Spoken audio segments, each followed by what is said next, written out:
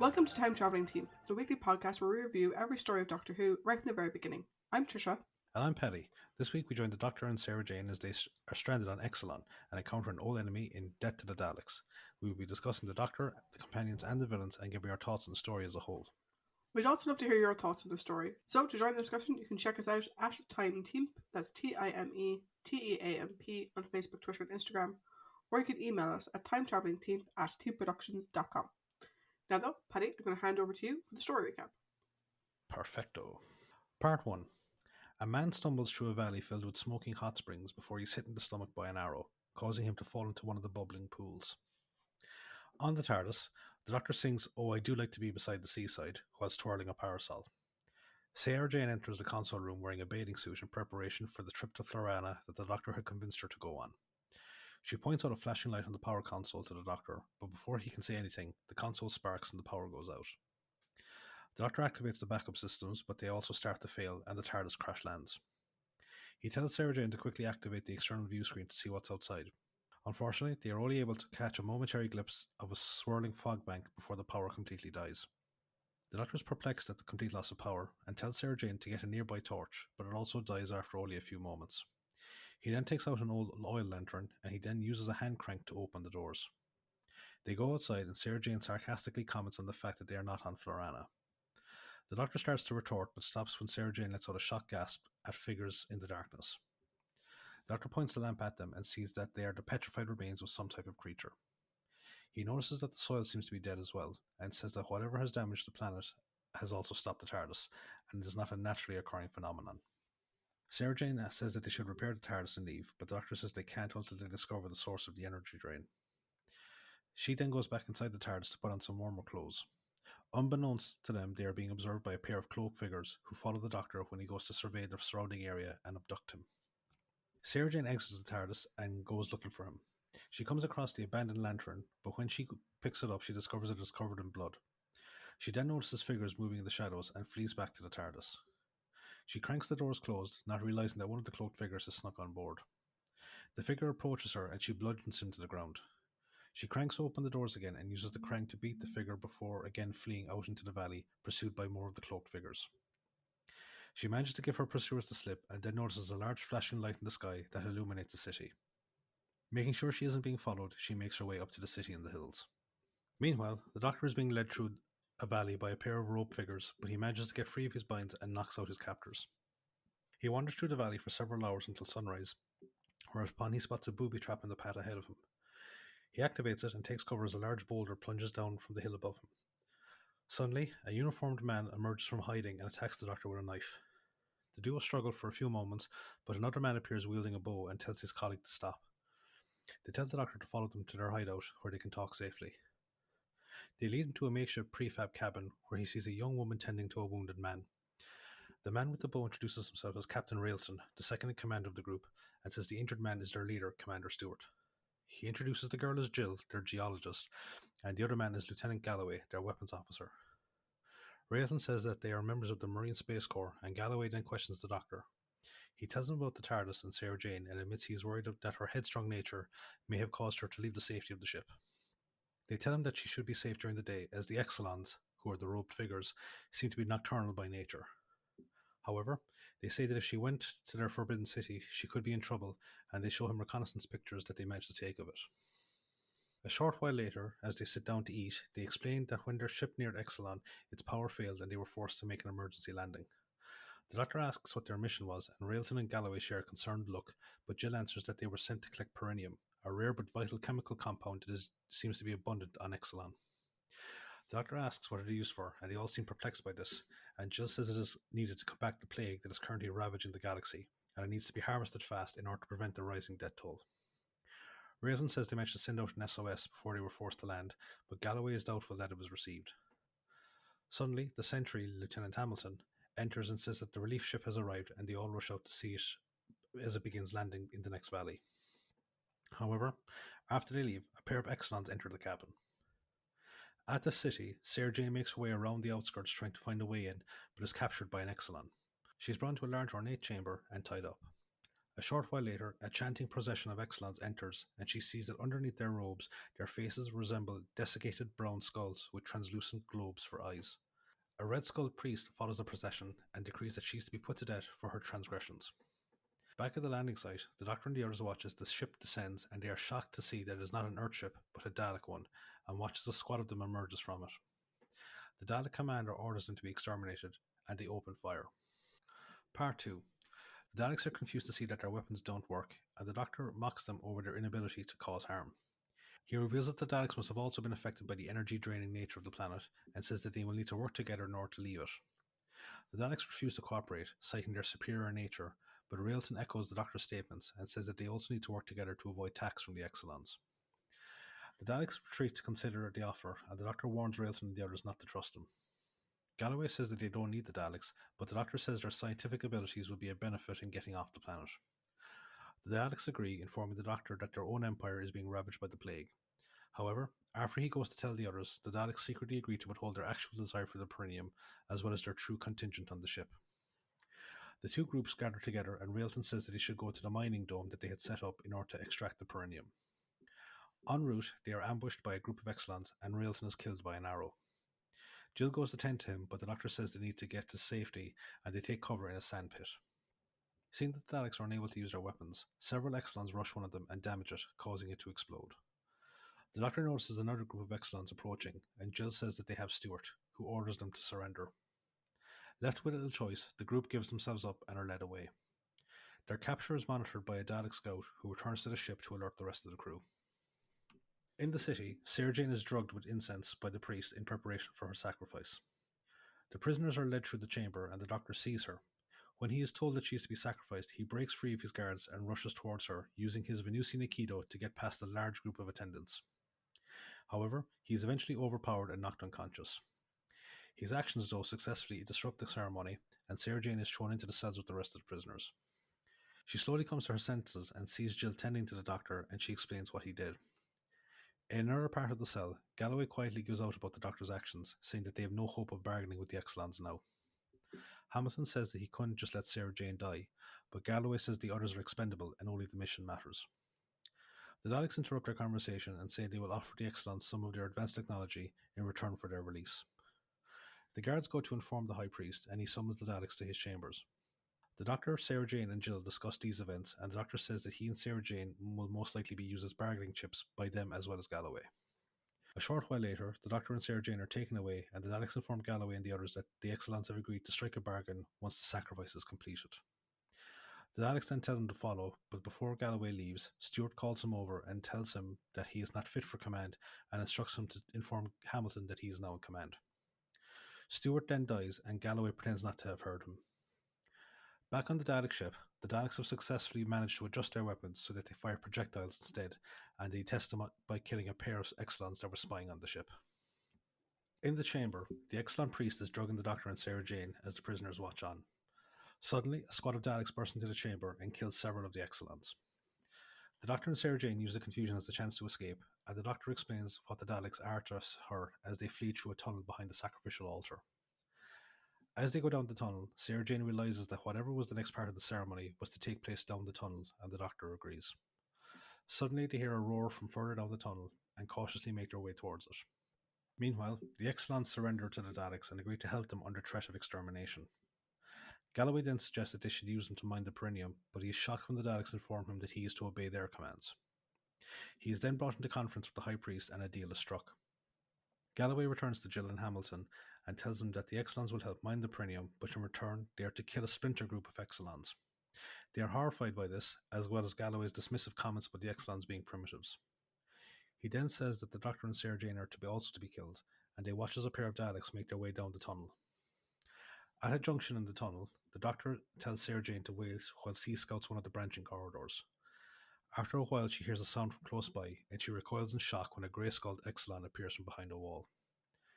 Down the tunnel, the Doctor is stopped by a cycloptic snake-like creature that rears up in front of him. Part 3. The Doctor dodges as the creature attacks, and he watches as the ground bursts into flames wherever it strikes. Meanwhile, the grey-skulled Exelon tells Sarah Jane that he means her no harm and introduces himself as Bilal. He says that he is from the splinter group of Exelon Society and tells her he will explain everything to her once they've gotten to safety. Sarah Jane says that they can't leave without the doctor, indicating down the corridor he went, but Bilal says that it may be too late to save him. Sarah Jane begs him to try, but before they can do anything, another of the Grey Exelons arrives and warns them about the approaching Daleks. They take cover and watch as the Daleks split up, and one of them goes down the same corridor as the doctor. Sarah Jane tries to follow, but Bilal and his colleagues stop her, saying that there's nothing else that can be done. At that moment, the doctor is hiding from the creature, and he sees the Dalek approaching and watches as the creature attacks it. The creature seems to be immune to the Dalek's attacks, and the doctor cheers it on as it destroys the Dalek. The sounds of the fight are heard back in the main chamber, and Sarah Jane says that they should go and help, but again the Exelons say it is too dangerous. They take cover when they hear somebody coming back up the corridor, and they see a Dalek gunstock appear at the entrance. However, they are revealed to see that the doctor is the one wielding it, and Sarah Jane rushes out to give him a hug. The doctor explains what happened, but Bilal warns them that the other Dalek is returning, and they flee through a secret passage. They take a break, and the doctor says that they need to help the humans before the Daleks turn on them. Bilal says that he has spies observing them and leads them back to his base for an update. At a mining site, Galloway observes as a group of Exelons excavate a seam of perineum. A Dalek overseer says that they are going too slow as a result of their primitive equipment and orders Galloway to round up more workers. Galloway says that the priests may object to this, but the Dalek says that if more workers aren't sent, then the priest and the other leaders will be killed. Galloway is shocked by this and again says the priests may refuse, but the Dalek leaves after ordering Galloway to obey him. In the tunnel system, Bilal tells the Doctor and Sarah Jane the history of Exelon, informing them that it was once a highly technological advanced society and their ultimate creation was the city, which they made sentient and self-sufficient. The city turned on the Exelons and devastated much of their population, and those that remained now worship it as a god, save Bilal and his followers who wish to destroy it. Bilal then shows them a set of hieroglyphs carved into the wall, and the Doctor recognizes them as being similar to ones on an Incan temple in Peru. Sarah Jane says that it is impossible, but he tells her that archaeologists have debated for years as to how primitive civilizations could have built such structures. He voices his belief that the Exelons visited Earth and taught humanity how to build these temples. Back at the dig site, Jill and Hamilton, who are working alongside the Exelons, overhear a group of Daleks discussing their plan to detonate explosives at a beacon on top of the city, thinking that it is the source of the energy drain. Suddenly, one of the snake-like creatures, which is actually an extension of the city itself, emerges from a lake near the dig site and kills one of the workers, causing the others to flee in terror. A Dalek guard tries to shoot it, but it ends up being destroyed as well. One of Bilal's spies witnesses the events and goes to report it to Bilal and the others, whilst the Daleks order the digging to begin in a new location. Jill is then sent with them, whilst Galloway and Hamilton are brought to the city to help place the explosives. Outside the city, the Doctor expresses his admiration for the structure of it before informing Sarah Jane that she won't be going in with him. She initially objects, but he tells her that he needs her to go and convince Galloway and the others to get as much perineum on board their ship as they can and leave once the energy drain is stopped. He tells her that once the drain is stopped, then the Daleks will most likely turn on them and kill them in order to keep the perineum for themselves. She agrees to go, and he tells her that if he doesn't come back from the city, then she is to leave with them, a thought that causes her concern, but she agrees nonetheless. The Doctor follows Bilal into the city, and he looks at the hieroglyphs carved around the walls of the city. Suddenly, a pair of Daleks appear and open fire at them, but the Doctor manages to open a hidden door by pressing a hieroglyph, and they rush into safety.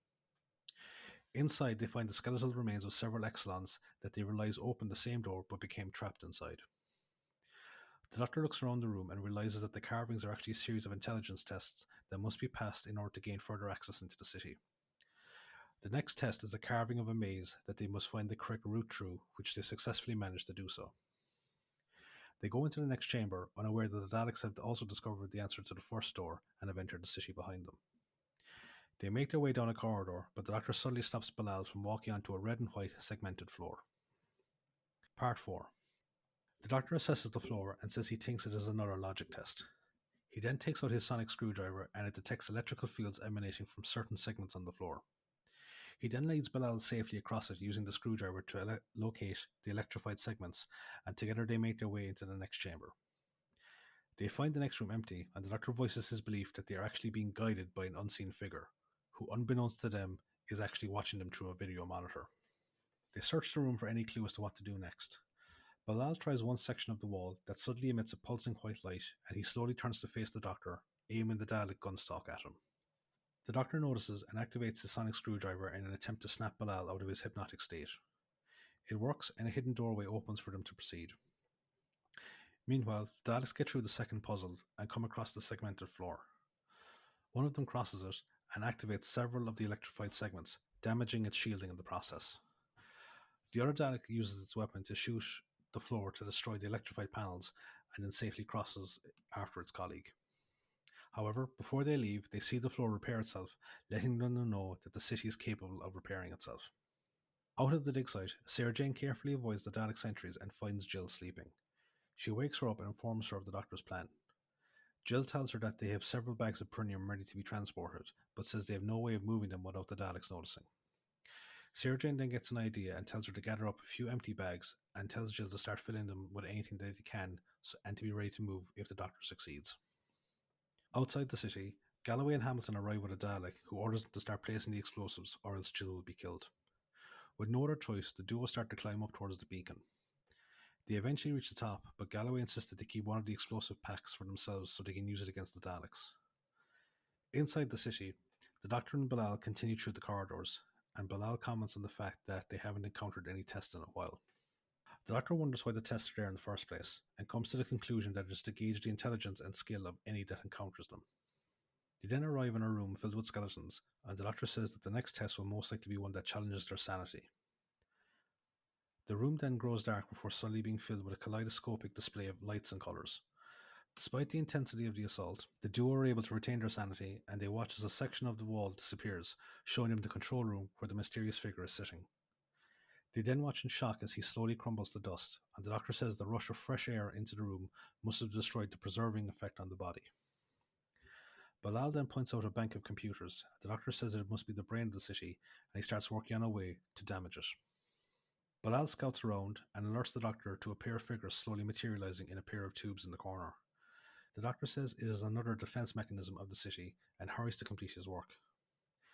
Back at the dig site, a Dalek sentry notices that Jill is missing and causes itself to self-destruct due to panicking over its failure in its duty. Inside the control room, the two figures fully materialize and capture Bilal and the Doctor just as he finishes tinkering with the city's mainframe. However, the Daleks enter the room and the figures go to attack them instead and prove immune to their weaponry. The Doctor and Bilal use the confusion as a chance to escape and flee towards the entrance of the city. One of the Daleks has its gunstock ripped out, and its colleague tells it to retreat whilst it lays down covering fire. However, the Doctor's rewiring causes the city to malfunction, and their escape is impeded by the chamber doors closing and opening. Meanwhile, the Doctor and Bilal safely manage to escape and make their way to the dig site to stop the Daleks from killing the humans. At the dig site, Galloway and Hamilton return and are informed by the Daleks that they are to load the prunium onto the ship so they can leave as soon as the explosives destroy the beacon. Hamilton demands to know where Jill is told of her escape before being sent to load the prunium. At that moment, Sarah Jane and Jill have reunited with the Doctor and Bilal and inform him that the Earthship is ready to take off, but they need Galloway and Hamilton to pilot it. Suddenly the beacon explodes and the energy drain ceases, but Jill's joy is short-lived as they are captured by a Dalek sentry. They are then joined by Hamilton and are told by the Dalek commander that they are to be left behind on the planet.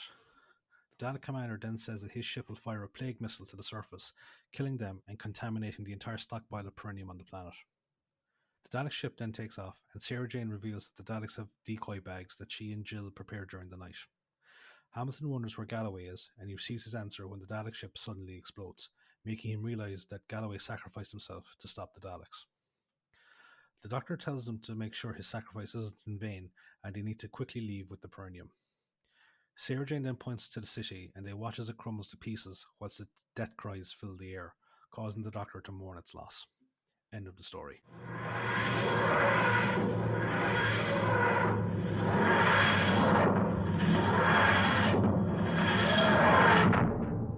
So, another story down, which means another trivia spot is about to occur. So, what have we got this week? Yay! Trivia spot.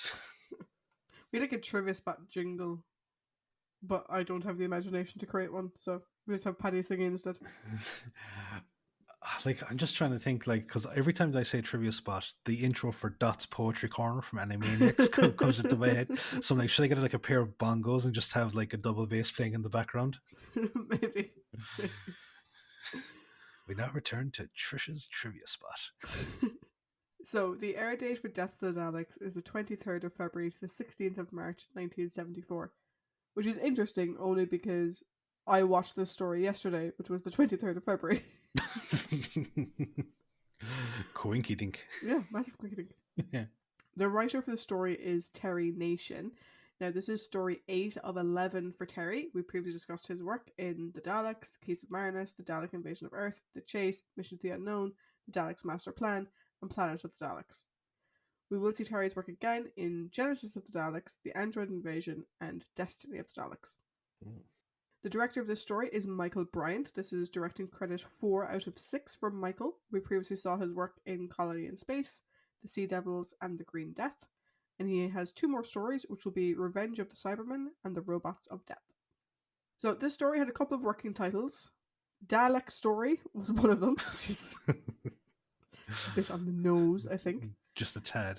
The Exelons with 1 X, which is sometimes referred to as Doctor Who and the Exelons. And then the Exelons with 2 X's, also sometimes referred as Doctor Who and the Exelons. Mm. Originally, the story didn't feature any Daleks at all.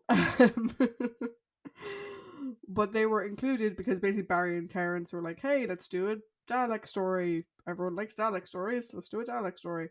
That, I think, because we'll get into the overall, but I think that is blatantly obvious. Yeah. As you watch it. Yeah, it's clearly, like, I think the Exelons was one story, and then they're like, we need a Dalek story, and they possibly just smushed. Yeah, like, there was 2 separate stories in this 4-parter. Yeah. And I will give thoughts on that later on. Me too. This story is the first time that a Dalek's weapon does not function on screen. And it also showed that the Daleks can make modifications relatively quickly, because they were able to change out their energy weapon for, like, kinetic weapons, shall I say, fairly quickly. Mm-hmm. And this is the last story where their weapons aren't just a variant of the ray gun. Everything else will be ray guns all the way down. This is the last Third Doctor story to feature the TARDIS console room. And it's actually the last story to feature it until Planet of Evil. Which I didn't realise until I read it. And I was like, actually, yeah, we don't see the console room again until Planet of Evil. Fuck it, you're right. Which is ages away. Harry never sees the console room, like, on screen. Obviously, he sees it, like, off screen. But Harry never sees the console room. Fucking hell, yeah. That's an entire season and a half if you were to take the next 2 stories and the first one of season, what is it, 13? Yeah. Christ. It's also the first story where we see Sarah Jane in the console room, which we won't see again until Planet of Evil. We also get to see what actually lights up the TARDIS console room. I think in the past, the impression I got was that the circles glowed. Mm-hmm. But no, apparently there's just hexagonal lights that are high up on the wall that we just never saw before. A lot of the Dalek casings used in the story dated back to the 1960s. This was just because the casings for Planet of the Daleks just weren't great. Mm-hmm. The cliffhanger for part 3. Going to give a little spoiler to my overall thoughts. Cliffhanger to part 3 is a bit shit. As was personal thing, the cliffhanger to part 1. Yeah, I think there was a better place to cliffhanger part 1. Cliffhanger for part 3, though, is the Doctor and Bilal turn a corner, go to step on the pattern on the floor, and the Doctor says, "Stop, don't move." And we have a cliffhanger. Yeah. It's the floor. Yeah, because it literally just shows the floor. Yeah, it has a pattern, holy shit. Like, if they had said, "Stop, don't move," and then showed nothing, that would have been kind of cool. Yeah, or because, "Stop, don't move," and like you had, like, you know, something fall out of Bilal's hand onto the floor or something. Like, is it like a giant pit? Is there just someone in the way? Yeah. Like, leave it up to the mystery. Or what does the floor do? Why are we afraid of the floor? Oh god, this is the gazebo thing all over again. The original cliffhanger was actually going to be where the Doctor is trying to answer the logic test with the symbols. Mm-hmm. Mm-hmm. And the 2 Daleks appear. And it specifically would have been zooming in on the Dalek guns pointing at the Doctor. That would have worked. Which would have worked a lot better. I would have. But for timing reasons, it had to be moved to later in the story, and we're afraid of the floor. I suppose before we go any further, the cliffhanger to part 1, it has the Daleks opening fire, but what it is like it's basically the effect or like the sound that the stalks make as like the guys operate them, but obviously there's no sound effect. I think once they had started the fire, they should have immediately put in like the title music to cover the fact that there was nothing happening. There was there was no laser sound, because like it just sounds like really shit production value. It sounds like someone who's trying to clean a whisk. Yes. You know, you make the whisk smaller and bigger as you're trying to like clean off like cake from it or something. Yeah. So the humanoid antibodies that the city created, they were played by Terry Walsh and Stephen Ismay. They're uncredited, but they are credited on screen. They're uncredited on screen, but Radio Times credited them as zombies. The Exelon masks were designed by costume designer L. Roland Warren and created by visual effects supervisor John Friedlander. This was the final televised Dalek story that doesn't feature their creator or use the traditional of the Daleks up until the reboot of the show in 2005. So every other Dalek story either has their creator in it and or is of the Daleks. Yeah. I was trying to figure it out in my head there going, no, wait. Oh, yes, I get it now. Yeah. The pattern on the floor, we may see again or see something similar again in the Five Doctors in the Tomb of Rassilon. Kind of similar. The Marine Space Corps insignia, if you're a science fiction fan, may look familiar to you. It kind of looks a little bit like the Starfleet symbol, but rotated 90 degrees counterclockwise. And it also looks a little bit like the Federation symbol from Blake 7 if you put it upside down. Right. Originally, Paddy Russell was actually meant to be directing this story, and she said no. She had no interest in directing a story about the Daleks or any other quote-unquote tin can robots. Obviously, we discussed the other week that she instead directed Invasion of the Dinosaurs. And like I think that's very much within your. I think you and Paddy Russell like have like our kindred spirits, because you like the human element of villainy as opposed to the machine-based side of things. Yeah, I do. Unless it's the Borg, because the Borg are cool. Yeah, but the Borg are cool. Yeah. Michael Bryant felt this was the least interesting serial he worked on. That the story had nothing to hang on to, and he didn't really know what it was about. We'll see in our overall if we agree with Michael on that one. Exelon was originally meant to be a jungle planet, which is a big difference from the quarry planet that it turned out to be. Originally in the story, the Daleks escaped with the cure, but the humans worked with the Exelons to get them back on the path to advancement and were given more of the cure in return. I kind of like the ending we got a bit better. Yeah. Jill was originally conceived as the equivalent of a, quote, Israeli girl soldier. I don't know what they mean by that.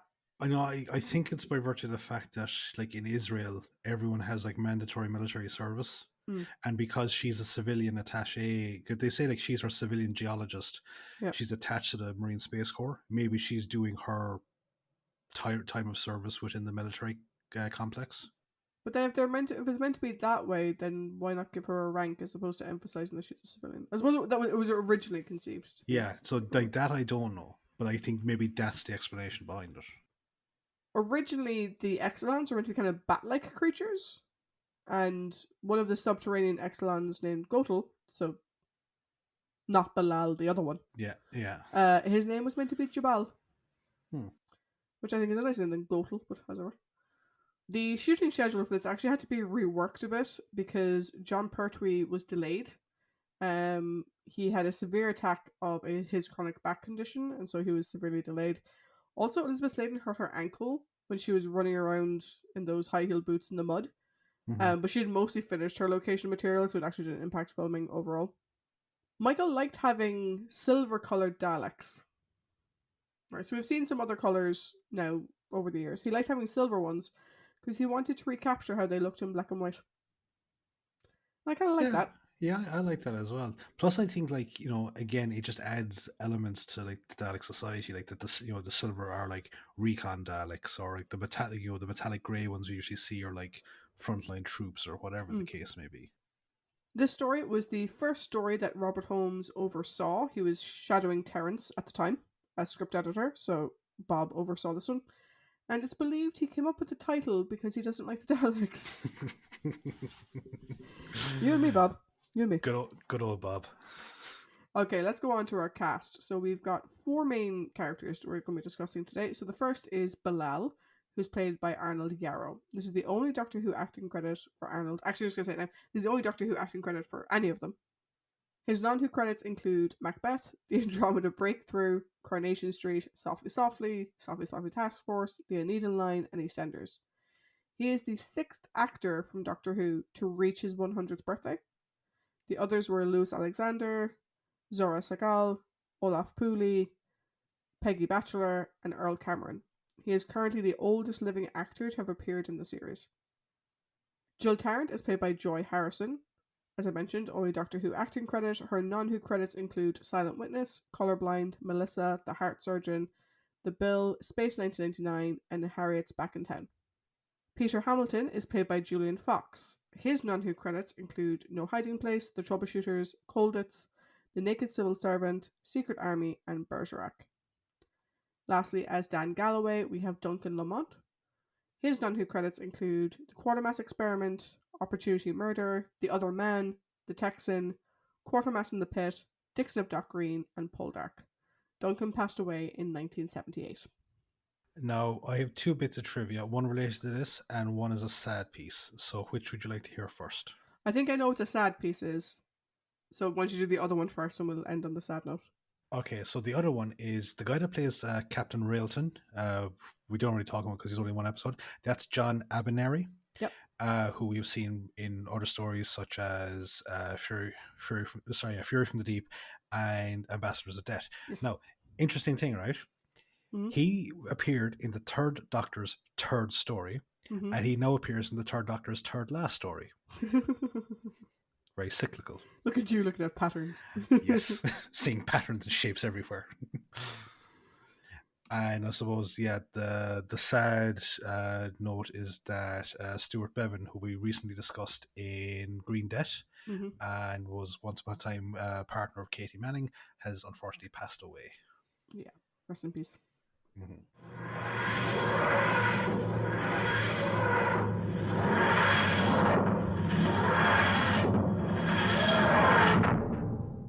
Cool, and now we are on to our character discussion. So this is the way I have it set up. Let me know if you agree, Paddy. So we have the Doctor, duh. Mm-hmm. We have the companions of Sarah Jane, and then the story-based companion of Bilal. Then I did prominent characters of Jill, Hamilton, and Galloway, and then villains of the Daleks and the Exelons.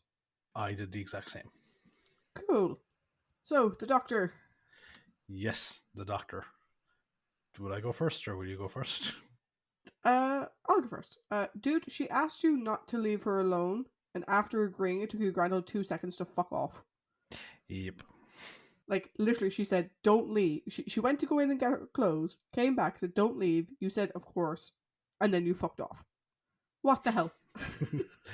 But curiosity. Curiosity kills the cat. Well, just Yeah. curious. Because I'm not the biggest fan of how he treats Sarah in this one.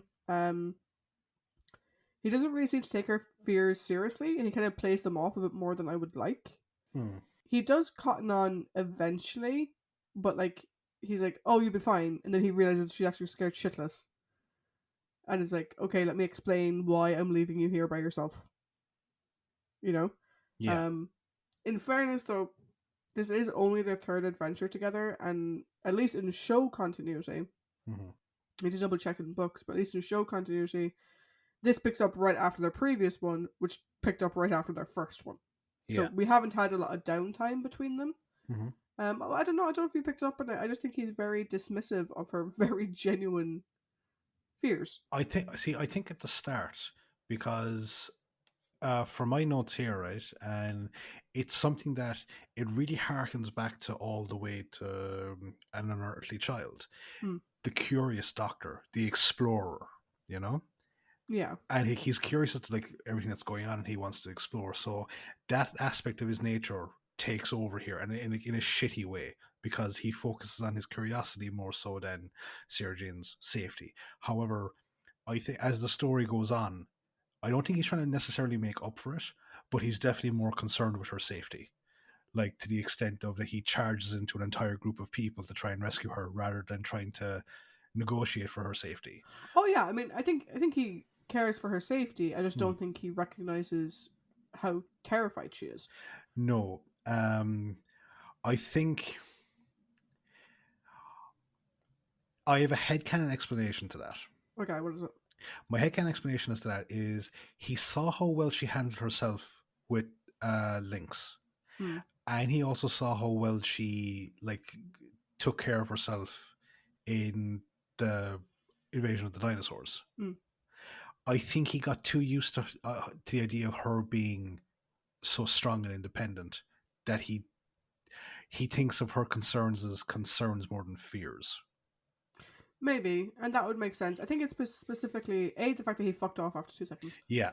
But also like when he's like, okay, I'm gonna go down this path for half a mile, Hmm. which means I'm gonna be gone for like 10-15 minutes. Yeah. Um, you stay here, and she's like, no, I want to go with you. And he's like, well, I don't want something creepy up on me. I was like, so you want something creepy up on her? Yeah. Like that makes no fucking sense. No, it doesn't. It pushes the story along because obviously how we meet Bilal, but I don't know, it just sort of rubbed me the wrong way. He kind of comes around to it at the end, and he obviously very much cares for her. Like you said, he does attack the priests in order to save her. He's like, go with Jill and the humans if I don't come back. He's obviously very concerned about her in that respect. Yeah, I was actually going to say, like, what are your thoughts on that? Like, if I don't make it back, unfortunately, you're not going to be able to go back to your own time, but go to safety with the other humans. Yeah, I'm surprised that he didn't say like go back to the TARDIS and she'll take you back or something like that. But at the same time, he knows she'll be safe in the human ship. Hmm. We kind of see this happen from time to time in Doctor Who. The Doctor will have a sort of "if I don't come back" type thing. Usually, it's the TARDIS will take care of you. But I kind of actually prefer the idea that here he's like he doesn't know if the TARDIS will work. He doesn't know what state the TARDIS will be in after having no power for so long. Yeah. He's like, just go with the humans and they'll take care of you. I think it's quite sweet. Hmm. Not what she wanted to hear at the time, obviously. No. But I do think it's quite sweet. The one thing I do like about him in the story is I like how he is with Bilal. Hmm. But that may be more about Bilal, and I'll get to him in a while. I think it's probably more to do with Bilal as well. Yeah. Yeah. But he is very good with Bilal. Hmm. And very considerate and stuff like that. But yeah, we get to see him sciencing it up. We get to see him being the action hero and whatever. I just would have liked to have seen him be a little bit more considerate of other people's fears. Yeah. He's been around humans long enough. He shouldn't need to be reminded of that. No, absolutely, absolutely. As I said, like the only headcanon answer I have to that is when you get so used to someone being so strong, Independent and independent, and strong strong-willed, for yeah. so long, you don't really take their legitimate fear seriously. Hmm. No, I agree with like everything you said there. The only other thing that I just wanted to add was I love the sequence where he's egging on the fucking snake tentacle against the Dalek. He's just like, like, oh, good hit, sir, a very palpable hit, and all this. I just thought that was fucking funny. Oh, they're great. That was really good. But yeah, no, I've got like as I said, the curiosity factor, and question for you, right? Yeah. I had this in my. I think I had this in my overall. Oh yeah, no, it's here. The ending. Okay. Mm-hmm. I was wondering, is it a small bit of like, are we seeing like the Sea Devil's hypocrisy rearing its head again? Because he tinkers with it, like Yeah. to like effectively. No, maybe he was only tinkering with it to just deactivate because he said he wanted to give it a nervous breakdown. Yeah. Do you think his like sense of his sadness at seeing it die, because he says it was one of the 700 wonders of the universe, he says now there's only 699 left, do you think that's actually genuine, or do you kind of call it a small bit of hypocrisy? I based think on what. there's a little bit of hypocrisy there because we never actually find out if it was the explosion destroying the beacon that Mhm. caused it to melt, or if it was the Doctor making it have a nervous breakdown, or both. Mm. I think there's a certain level. I don't think he wanted to give it a nervous breakdown. I think he would have rathered there be someone in there that he can negotiate with Yeah. to just stop stealing power. Mhm. Um, but it does seem to be like a little bit hypocritical that he's like, "Oh, this is so sad." I was like, "Well, you knew this was going to happen, so Yeah, because like I think like they're trying to emote like the Silurian response, but I think it just ends up looking across like the Sea Devils. yeah, a little bit. Yeah, I'd Yeah, agree." cool. So Sarah Jane. An interesting first exploration of a new planet for Sarah. Mm-hmm. And one of the things I find really interesting is that you said it yourself. You know, she's faced Iron Gron. She faced what was possibly last week actually being in space Mm-hmm. and walking out an airlock. You know, we've seen her be incredibly brave and incredibly resourceful. However, her first exploration of a new planet, she's like, nope, Yeah, big fucking nope, which I think is completely understandable. She is completely freaked out and she doesn't want to be left alone. Neither would I. but there's one thing as well like that. I think it's very easy to overlook is that we're given the impression that it's meant to be pitch black. Obviously, Yeah, the studio lighting has to give us yeah, something to fucking see, but the lantern seems to be the only source of light in the area. So the fact that it's fucking pitch dark is also yeah. legit on your first time off planet. That's also a fucking scary thing to Yeah, think and about. like, there may be moonlight or something like that, but that'd be as far Yeah. as it goes. So, I think if this was the first story you were to watch with Sarah, you maybe wouldn't. This is sort of where the screamer Sarah, I think, really sort of comes to the fore. But Mm. I think it's all completely understandable. I love how she fucking now feel bad for the X-Line if you want, but she bait him with that wrench or that like Well, winch thing. he's one of the fucking He's one of the bad ones. he's one of the bad ones. So like, she clattered the fuck out of him. She bait the crap out of him, like Not once, but twice. yeah, and I'm like, go on, keep going. But I do love how when left to her own devices at the end, she does take action. She comes up with the plan for making sure that because we never find out what the Daleks want this unobtainium for. Yeah. They claim it's for the same illness that the humans are talking about, but then we find out later in a side conversation that that's not true. Mhm. So we don't know what they want it for. And Sarah's like, well, you said they lie, so odds are they don't want it to cure an illness. Yeah. So they're not going to get any of it. And I love how she did that all on her own. You know, the doctor said to make sure the Earth ship was ready to go. That was the only directive she was given. And she was like, well, I'll make sure the Earth ship is ready to go with all of the supplies they need. And we'll fuck over the Daleks at the same time. Yeah. No. Which I loved. No. Yeah. I completely agree. Like, I just because like we get to see, um, like her ingenuity is great because like Mm, that is fantastic. Oh, like, and it's what you want to see. Like because like we've seen it with people like Joe, and we've seen it with people like Zoe and Jamie, and again going all the way back. And it's the hallmark of a good companion is mm, the ingenuity to drive their part of the story when separated by the Doctor. yeah. And like I don't know about you, but I was like when she got captured and was in the city, I was like, come on, more cuts to the city, please. I want to see her Yeah. in like her own very like kind of Kali Ma type fucking situation. Yeah. Because I was getting serious vibes of that. Would you count this on the list of times Sarah has been hypnotized? No, I think there's a No? big difference between being hypnotized and being drugged into a stupor, which is what she was there. Okay. Okay.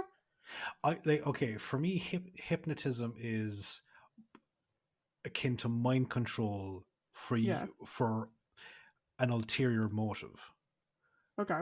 I think this is part of a sacrificial ceremony, so that the fucking victim doesn't struggle as much. So I wouldn't view this as a hypnotism thing. I would view this as a drugging scenario. Okay. There will be a story we get to later that will have both, and we'll see if your distinction between the two holds up. Possibly, I don't know. I also liked her determination not to leave the Doctor. Yeah. When Bilal was like, but there's nothing that we can do. Is like, well, could we at least fucking try? Yeah. Not in so many, a tone or words. Yeah, I think we're already seeing her dedication to the Doctor really coming through. Mm-hmm. When she comes to after her drugging or whatever, she's clearly very concerned about him. Mm-hmm. And I think, we are seeing the building of a really good relationship between the two of them.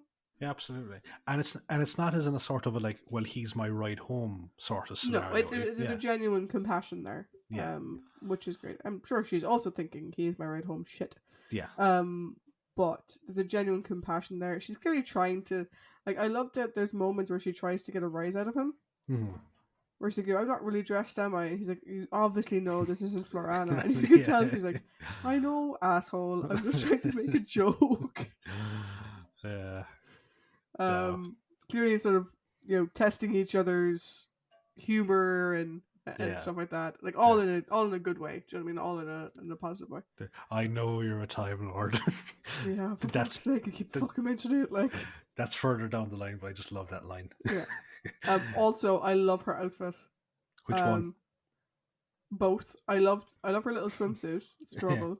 It's my favorite swimsuit of hers. We will see her in a swimsuit in a later story. I like this one better. And I also love how she continues to use the like ruffle of the swimsuit in her little jumpsuit thing. So yeah, really liking the clothes in this one. Does Time Warrior hold the record for most costume changes by her in a single story? I think so, because you have introductory clothing, you have her Robin Hood outfit, you have her monk outfit, you have her waiting woman outfit. Yeah, so she has 4 in that one. In most other stories, she'd have 1 or 2. Is the monk outfit in the Top Trumps deck? I don't know. I need to double check. Yeah, because is that considered an outfit then, if it's not in the Top Trumps deck? That's a very good point. I don't know. The Top Trumps deck is looking at me from the other side of the room. I may have to go check this in a minute. Okay. But yeah, no, I love her outfit. I think it's very cute and adorable. I also love the fact that she clearly can't swim. Only because I only learned how to swim in my 30s. And Sarah Jane's 23. So I'm like, yeah, no, if I was going to like a strange beach, I would probably want floaties with me too. So we'll move on to Bilal. Do you want me to start with Bilal so you can go and look at the Top Trumps deck? You start with Bilal. 1 second. Obviously, Paddy, you hold a second while I go get the deck, but you will start with Bilal while I'm looking through the deck. 1 second. Okay, your thoughts on Bilal while I'm looking this up. So I think initially he's being portrayed as a very strong character, in the sense of like he's obviously the head of his particular faction, and I like the fact that like he's like the knowledge dump for how the story, like like what the Exelons were and like their great city and their great civilization. But as it goes on, I think he becomes the screaming companion of the story, as it were. But I think it's very understandable why, because he is thrown into the city with the Doctor, the one place that him and his people fear the most, and he's relying on a stranger to help keep him alive. And he wants to help, but it's clear throughout that his fear is hampering him, which is what I think adds to like the Doctor looking after him in the sort of treating him like a companion side of things, And like that's why, because like Bilal doesn't really contribute a whole lot other than exposition, but I think he really gets across the fear of the city. Yeah, no, I would agree. I think in terms of his contribution, he's basically an information dump. Yeah, but he's an adorable information dump. He is, and like actually, no, like we'll discuss like the design of the Exelons when we talk about the Exelons en masse in a while, but he's shorter. Like him and his faction seem to be shorter than all the other Exelons. Well, imagine this is they have to live underground. Yeah, because we have no idea how long this rift, like how many generations this rift has been going on between the 2 different factions. So like this could be like a sort of like a Menoptera and Optera type scenario. Yeah. No. Okay. So Sarah Jane clothing Top Trumps. For the Time Warrior, we actually only have 2 outfits in the deck, which are her suit and tank top. So the nice version. There is also the version from Invasion of Invasion. the Dinosaurs, and the serving wench dress. So neither the monk nor the Robin Hood outfit are in it. For anyone who's interested, the top trumps deck agrees with me that the suit and vest outfit looked better in Time Warrior than it does in Invasion of Dinosaurs. It beats the fabulousness score. It's 10 for Time Warrior, 9 for Thing. And for this story, we have both. So we have the swimsuit by itself and the brown, play dress type thing. Yeah. And of the two of them, I think maybe the swimsuit score is higher. Well, the score is lower in functionality, which it's a swimsuit. It's obviously less functional. So yeah, I think Bilal is just a total cutie. He's just a total sweetheart, Mm-hmm. and he's so adorable. I think he works very well as a sort of, um, he works very well as a guide, and he works very well as a sort of innocent native that needs to be protected. If that makes sense. And I do love the relationship the Doctor has with him because he clearly is trying to take care of him and stuff. It's very cute. Mm-hmm. So yeah, I think Bilal is probably the cutest story-based companion we've had for a while. No, I'd agree. So, we'll go on to the prominent characters next. Yep. So, we had, first and foremost, we had Jill, then Hamilton, then Galloway. Yeah, we have Jill, who you called Janet for some reason when you set on the list. What I the fuck is Janet? no, because I had Rocky Horror stuck in my head, so I was like, "Damn it, Janet." We'll do Jill first. I don't have a whole lot to say about Jill, to be honest. She seems nice. Yeah, no, it's nice to see another female character for Sarah Jane to work alongside. I like that. Mm. And again, see, it comes in with the fact that there's two different stories being told, and it actively takes away from the impact that certain characters were going to have. So, I think if you didn't have the Daleks in it, right, and if you just had the humans versus the Exelons, then hers is in her civilian capacity as the geologist, having her stand up to Galloway with Sarah Jane by her side, that could have been kind of cool. Yeah. Because I think that's where it was leading. Yeah. No, I'd agree. We don't get to see a whole lot from her, is the downside. She seems nice. That's really all I can say about her. She seems like a nice lady. And the same can be kind of said about Hamilton as well, because we get this, we're given a seed to the character, and his whole thing is that he hates the Daleks because his dad died in a previous conflict with them. Yeah. But that then is completely superseded by the dual story going on. And there's no whole thing about how Stuart wanted him to be the one in command. We don't have him. He very quickly turns against Galloway in terms of his mentality towards the Doctor and Sarah Jane. He's very much, they're humans, we need to keep them alive type of things. They're on our side, and then that's more or less dropped, I think. Yeah, I think with Hamilton, I think he has a good head on his shoulders. Yeah. And he's very aware of the present situation. Mm-hmm. He wasn't a big fan of putting their lot in with the Daleks in the first place because of his personal experience. Yeah. And he definitely isn't going to sell out other humans in favor of Daleks. No. Fuck no. The one thing that I always found weird when I was watching this, which is, why the fuck did Stuart say to Galloway, "You're not in charge, Hamilton is"? Say it to Hamilton, you idiot. Yeah, that's such or say it to both of them together. Obviously Galloway wasn't going to give up command. What sort of stupid nonsense is that? And I wonder if it would have been different if Hamilton had been in charge. Because I don't know what else he could have done differently, to be honest. It's we've mentioned before, how there was go nowhere story points in other for example, Evil of the Daleks. There was a couple of points in that where it was where is this leading? Absolutely nowhere. But again, you didn't really care because you were so focused on the one story being told. Whereas here it's lads, what is the story? Is it are you caught are you caught in the middle of a religious war, or is it unlikely allies trying to overcome a common obstacle? Is it a combination of the two? Like, what the fuck is it? Yeah. Like we never see Hamilton or Galloway interact directly with the Exelons. So like the only people we know that had a one-on-one conversation with them is the Daleks. Yeah. So like I don't know. I mean Hamilton seems like a nice guy. Again, good head on his shoulders, whatever. But not really developed at all. No, absolutely not. And then when it comes to Galloway, Yeah, like Galloway's a dick. oh, he's a fucking In prick. multiple ways. So like I do agree with the original commander. Like that Galloway seems to be all for personal gain and personal like glorification. And he clearly is like, like he wants to bring back everything and be the hero. Mm-hmm. Like the fact that he disregarded a dying man's words is just an indication of how much of a dick he is. Mm.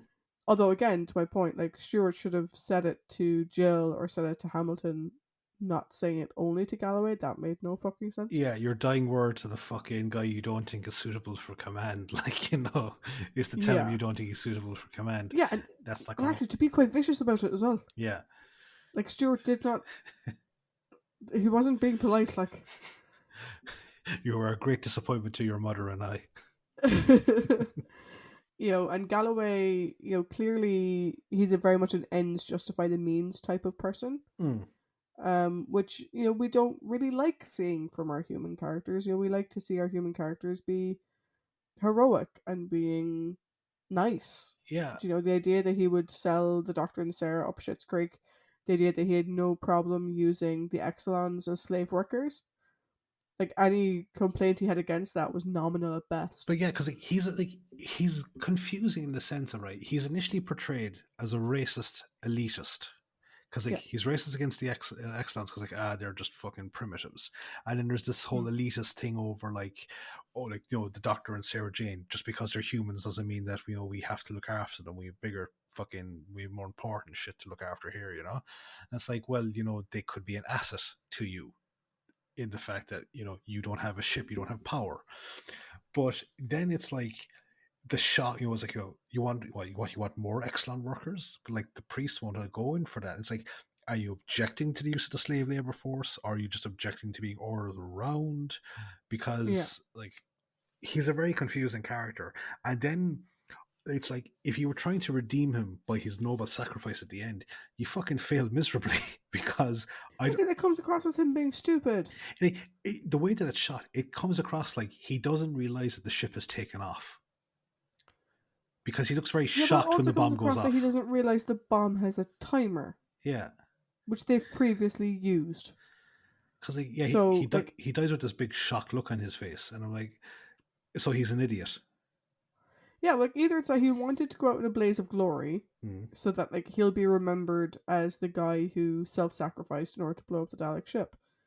But he's actually just a moron. He didn't realize it had a timer, or at least he didn't know how to set it. Like it was a good idea, but like implemented really badly. Just like I was just like going, cool. So he's dead. That's one less pain in the ass for Hamilton to deal with. Yeah, and the other bit that worries me now is that like Jill said she needed Hamilton and Galloway in order to fly the ship. So did his self-sacrifice just fuck the other two over? No, I think it's a case of Hamilton can, like, maybe just the fact that she's not an experienced pilot, so maybe Hamilton can just guide her through what needs to be done. Maybe, but like she did say she needed both of them. True. And so I'm like, did his self-sacrifice just undo all the good that she and Sarah Jane did? Maybe she needed Galloway for the ship, but maybe she just like needed Hamilton. I don't know. I think for our prominent characters, there wasn't a lot of development this week. The most interesting one being Galloway, who's a dick. Yeah. Like there's absolutely no. He's just annoying. He's just an annoying character. Yeah, and you mind, but the original commander, who was what's his face from the Ambassadors of Death, yeah, Captain Railton, he seemed kind of cool. He did, and I was like, I was looking forward to seeing more of him because he played the dick character before. I was looking forward to seeing him play a nice character. Yeah, like no, like I think it was a bad call by Barry and Terrence to throw Daleks into the story. Yeah. Because if if you were going to do that, then you should have made it into a 6-parter. Because what we have here is Yeah. we have 2 stories. We have 2 different 4-parter stories thrown into the one 4-parter mix, and they both suffer for it. Yeah. No, I'd agree. I'd agree. So onto our villains. We have Exelons and Daleks. So Daleks are they're kind of drama queens, aren't they? Like, I mean, like they take failure so hard that they self-destruct. Yeah. Although in fairness, kudos to them for being Daleks. Our guns don't work. Okay, well we need to fucking fix this. Yeah, like Okay, we fixed it. Great. Thanks. Kudos where it's due, like. I really, really enjoyed that. I thought it was like there's the whole thing of you like see people come up with the stories of like, oh, how like to get around the Daleks. You go up a flight of stairs, or you just, as we've seen lately, just run around them in a circle. But Yeah. we actually get to see their ingenuity. Like they're on the back foot here, so they just essentially give themselves machine guns. Yeah, we also find out that, like, so in the very first Dalek story, Mm-hmm. they actually make a point that the Daleks move using basically what moves bumper cars. Yeah. So the sort of electrical charge Mm-hmm. in the paneling of the floor. And obviously they've grown and evolved since then, because we've seen Daleks going around on city streets and whatever. Yeah. But I like the fact that here they're like, well, they don't use electricity anymore to move. No. They use psychokinetic energy. Which you're like, okay, cool. What does that mean? But like, I like the fact that they're like, no, it's not like they have evolved greatly from the bumper cars smell Yeah.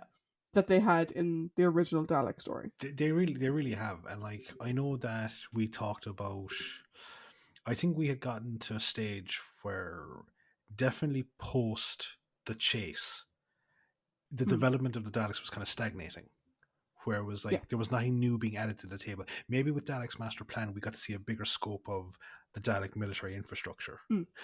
But then like, as it was kind of stagnating then going forward. Whereas here we get to see their MacGyvering skills come to the fore as such. Yeah. And I don't know about you, but I think that actually made for a couple of visually stunning moments. Like, okay, it was a bit of cheesy when they were testing their weapons by blowing up the little scaled model of a TARDIS. I thought that was cool. But I visually enjoyed the sequence where they tested out on the 2 Exelons, and like they just did that effect of where imagine like machine gun fire going across a wall, and like there's dust coming up, and then it hits the 2 guys and they fall off the cliff. Or when they raid the temple and you have the Exelons being mowed down by machine gun fire. Like, I'm not like, it's cool in the sense of it's very well executed visually to get across. Yeah, it also in my mind it makes the Daleks more scary. It does. The fact that they can use projectile weaponry if they need to. Makes them all the more scary. And also, like, I mean, if you consider the fact that like going across the energized floor. Yeah. The Dalek that went second shot the floor so he didn't get electrocuted, but didn't really matter to the first one. He was still fine. Might be a little bit singed on the inside, but he was grand. Like, I thought that they were actually going to do something different with that. So he said that his conductive shielding was down. And we saw that in the next room, Bilal was hypnotized into trying to kill the doctor. Yeah. I was half expecting the non-damaged Dalek to actually fucking kill the one with the damaged shielding. I thought something like that would happen as well, but we didn't get to see that room from their point of view. No, we didn't. They just appear and they immediately open fire on the antibodies, which again was a really visual, cool, stunning scene because they recoil from the impact of the bullets, but then they keep going. Keep going on. I was like, it was visually cool to look at. Yeah. So like while Michael Bryant, the director, while he may have been bored doing it, he did some amazing cinematography, I think. Yeah, I would agree. And then we have the Exelons, who, in my mind, are weakly developed and kind of badly designed. Like, Bilal looks cool. Like, the good Exelons look cool. I like their look. But the other ones who are just covered in a sheet I wasn't a big fan of the design. Because like there, obviously we know like that once we're in the ornate or the sacrifice chamber, like there's two types. There's like the brown ones who seem to be like the rank and file, and then the priest Mm, are like the red skull, which I was kind of yeah. giggling at. Hmm. But and again, I was getting real big vibes of Indiana Jones and the Temple of Doom. But yeah, no, like in terms of like the development for like why is it that one group's look one way? Okay, we're to assume that Bilal's group are living in the caves. We're to assume Yeah. that based on the fact that we're first introduced to two of them in the fucking caves. But like, why are all the priests red? Why are everyone else brown? Like, is it proximity thing? Is it a habitat thing? We don't know what it is. Mm. Um, I, for one, wanted to know more about. I thought the concept of the city being like a god to them, Mm. like it reminds me of two things. It reminds me of Beneath the Planet of the Apes, Yep. and it also reminds me a bit of Colony in Space with Yep. the natives and the Doomsday weapon. And you know why I really enjoyed that story, because I was talking about like the religious fanaticism that I felt was being done or being Mm. presented there. I felt like it was almost going to be in this story as well, but they just didn't explore it at all. Yeah, like the thing that I find with this is that other than the sacrifice scene, and the bow and arrow scenes are quite cool as well. They're shot Yeah, really well. I actually thought that the Um, ambush sequence was really cool, really really the cool. other sequence is very good. And then we have the sacrifice scene. We don't actually hear from the bad Exelons at all. We have the other characters saying what the Exelons said. Mm-hmm. So we don't actually see them interacting with the Daleks. We don't hear them talking about the sacred city other than you can't go there, only the priest can go there. And I think they're just underdeveloped. Um, we don't know anything about them. We know more about Bilal Mm-hmm.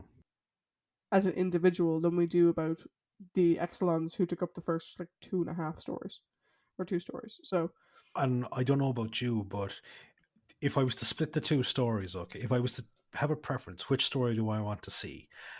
mm, Um, Humans and Daleks. Like if you take the Exelons out of it, okay, if you just have them yep, arriving on a planet that's energy drained by some yep, abandoned device. Let's not bring the sentient city into it. Abandoned device. And it's mm, humans and Daleks working together to overcome that. If you take that story versus the Dr. Sarah Jane and a group of humans trying to get off a planet that is in the midst of like this religious fervor over a sentient city and teaming up with the heretical Exelons. mm, Which story do you want to see? the second one. I want to see that one as well. Yeah. Because like enemy of my enemy is my friend, that kind of thing. It's like it's grand, but if I'm given the But option they're of, yeah, Daleks. they're They're going to start Daleks. with Yeah, that. exactly. If I'm given the option of the two, I want to see the religious nutbag story. Yeah, no, I'd agree. I'd agree.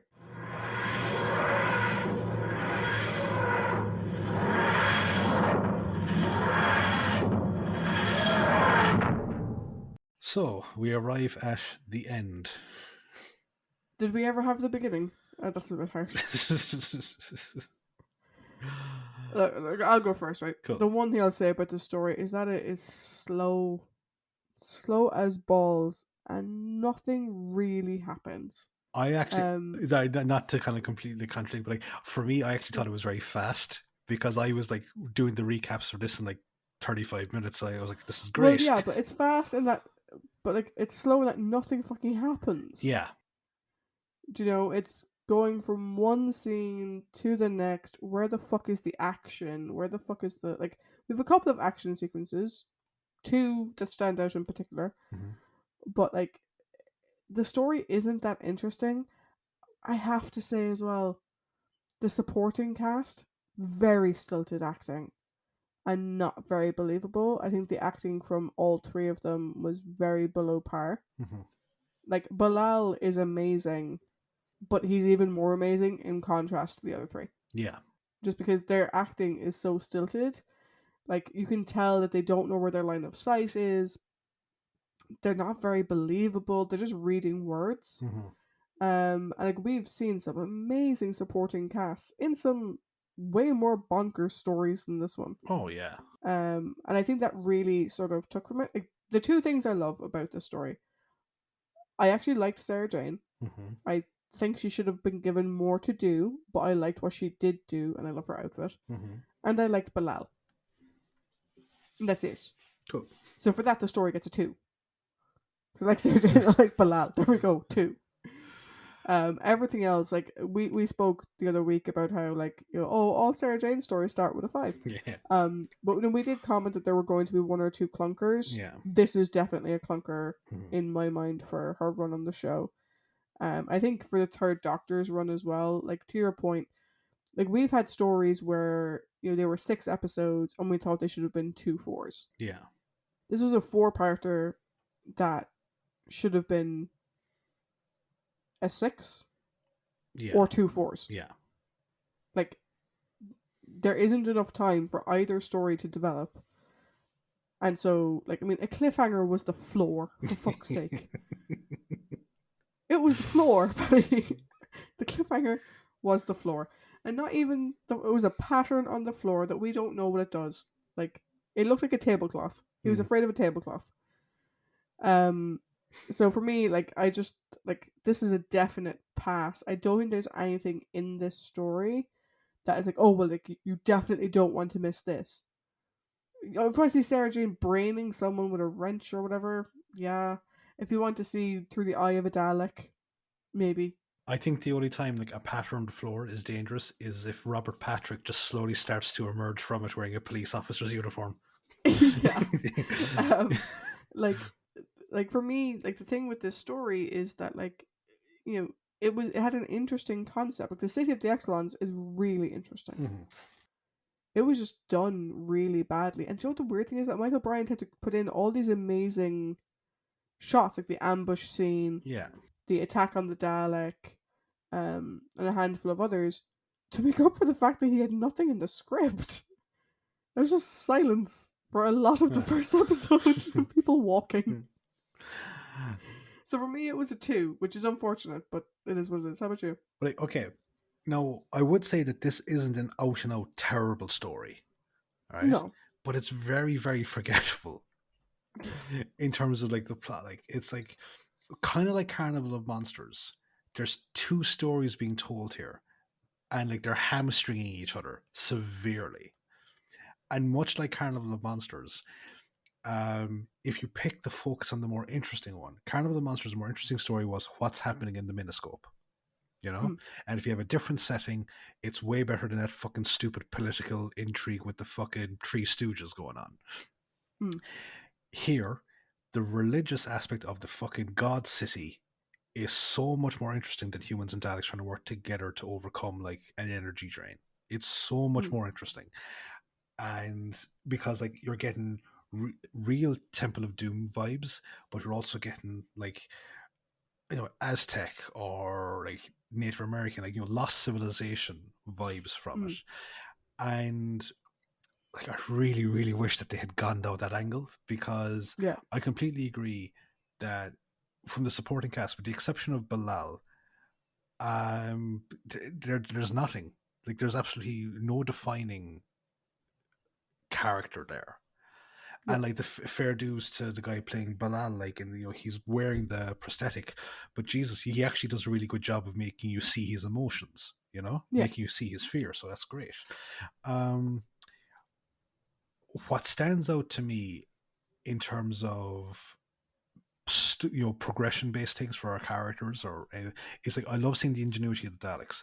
I think while they're taking a step back technologically, it's actually advancing them as an entire species to show like how really good at adapting to their scenario they are.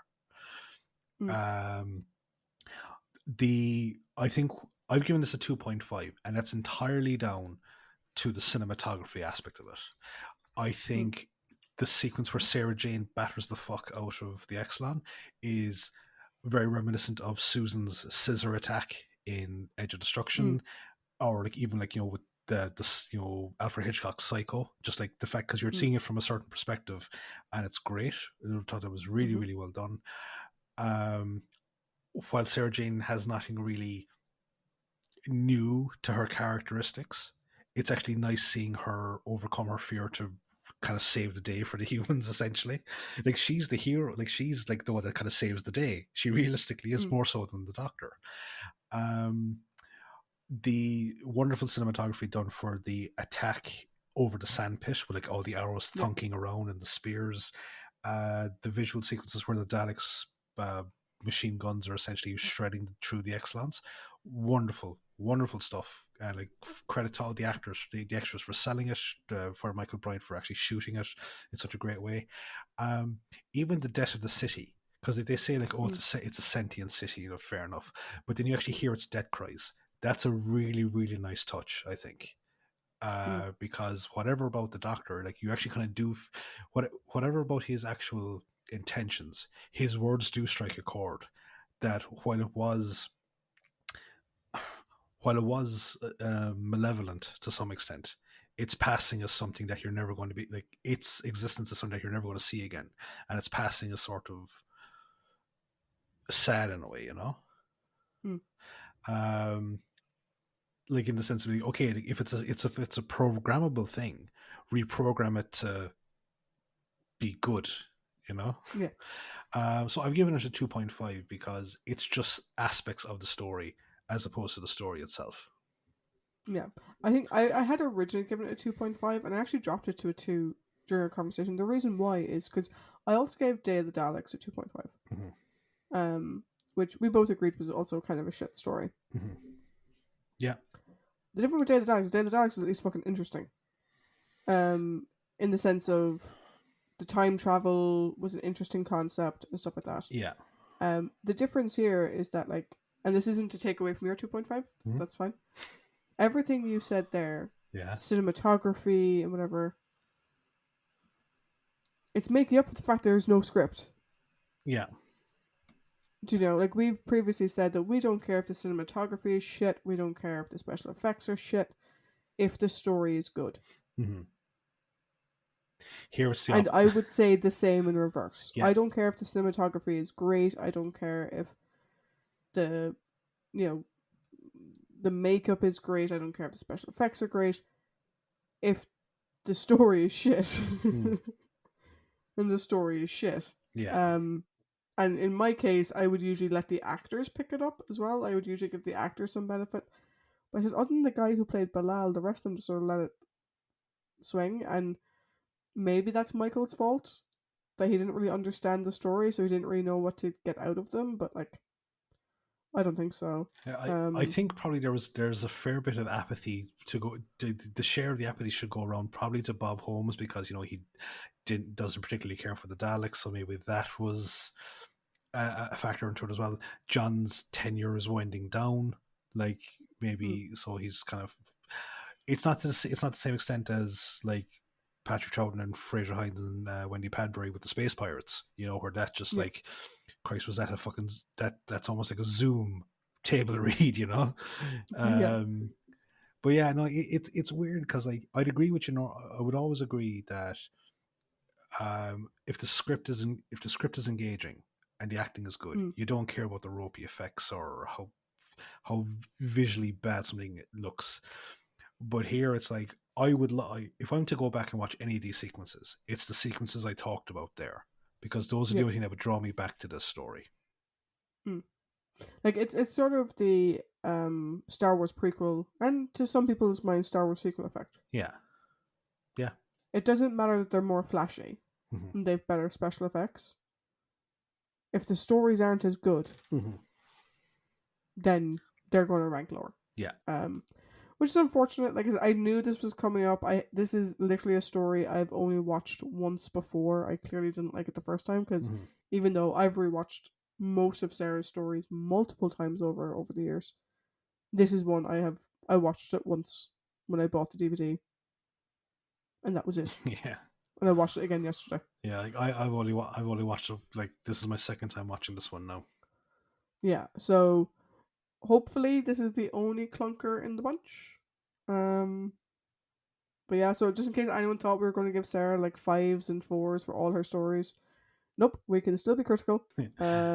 There's at least one more clunker that I can think of, but we could be very surprised, you know, with. Yeah, I'm curious to see if that's going to turn out to be a clunker or not. Yeah. It is in my mind. But it's also been a long time since I watched it. Yeah. So we'll see. Anyway, next week though, we will be joining the Doctor and Sarah when they revisit an old friend in The Monster of Paladon. Ooh. Haroon, Haroon, Haroon. I love that. Yeah.